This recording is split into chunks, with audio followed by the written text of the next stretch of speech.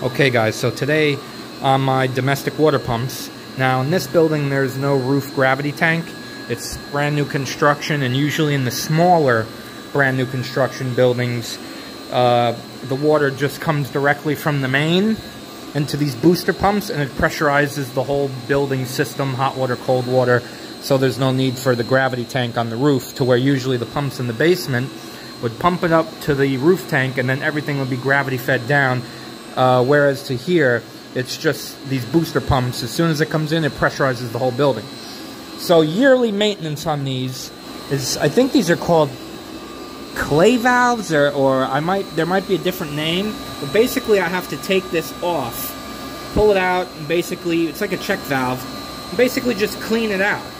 I did that one on Friday. That one wasn't too bad. I'm going to do this one. So I just switched over to that pump. I have these off. Okay, my valves are shut, and I'm going to start by disconnecting these to make sure we have no pressure, and then we'll take the front cover off and see how dirty it is and clean it. I'll get right back to you. Okay, I got the front cover off. I'm going to show you guys what we need to clean. We're going to clean this, and I want to show you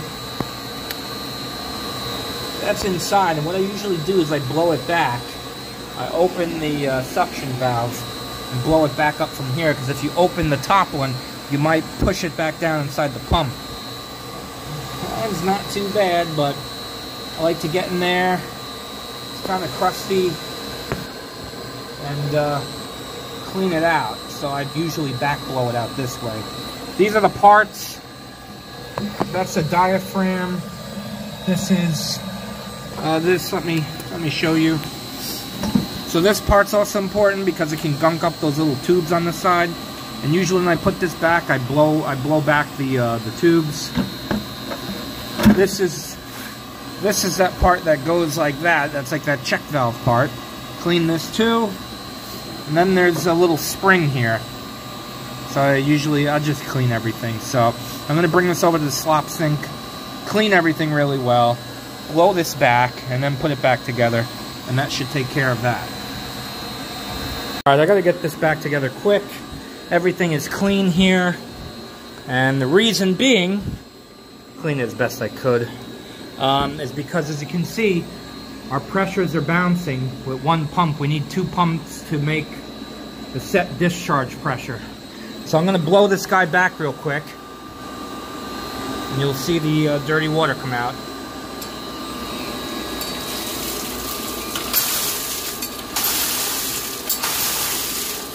Alright, this should take care of that. I'm going to wipe it out real quick and bolt this guy back together, because we got to get this pump up and running. Alright, everything's back together. I blew out the small lines. Let's crack this guy, make sure we have no leaks. Alright, that guy's open. If there are, I can just tighten down some of these bolts. Got to do them in a star pattern, so you tighten the gasket down evenly. Now we open this guy. Might be a little air in the system. Alright, now we start them back up. Go over here and do enable.